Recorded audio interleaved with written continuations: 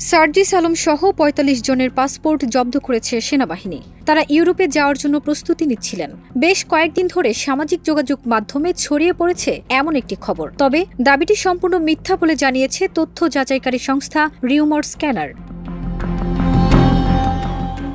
এক প্রতিবেদনে rumour scanner জানিয়েছে, সার্জিস আলম সহ ৪৫ জনের পাসপোর্ট জব্দ করেছে সেনাবাহিনী। শীর্ষক দাবিটি সঠিক নয়, বরং কোনো তথ্য প্রমাণ ছাড়াই আলোচিত দাবিটি প্রচার করা হচ্ছে। এছাড়া সেনাবাহিনীর পক্ষ থেকে দাবিটি মিথ্যা বলে নিশ্চিত করা হয়েছে।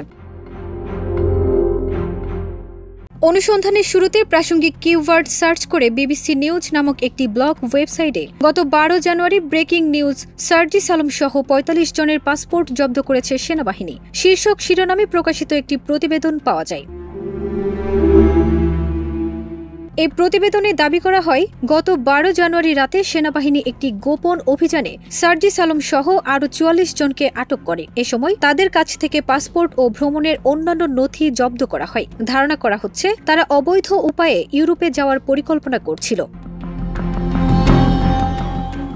এতে আরও বলা হয়, সেনাবাহিনীর এক মুখপাত্র জানিয়েছেন, আমরা একটি নির্ভরযোগ্য তথ্যের ভিত্তিতে অভিযান চালিয়ে পাসপোর্টগুলো জব্দ করেছি। প্রাথমিক তদন্তে জানা গেছে তারা ভুয়া কাগজপত্র ব্যবহার করে ইউরোপে পালিয়ে যাওয়ার চেষ্টা করছিল। তবে মূলধারার জাতীয় বা আন্তর্জাতিক কোনো গণমাধ্যমে এই সংক্রান্ত কোনো তথ্য পাওয়া যায়নি। এছাড়া সার্জিস আলম কিংবা অন্য কোনো ব্যক্তি কর্তৃক ও সেনাবাহিনীর বিরুদ্ধে কোনো অভিযোগের তথ্য পাওয়া যায়নি। এরপর আন্তঃবাহিনী গণসংযোগ পরিদপ্তরে যোগাযোগ করে রিউমার স্ক্যানার টিম। আইএসপিআর জানায় এটি একটি মিথ্যা সংবাদ। ফারজানা নিকিতা, দেশ রূপান্তর।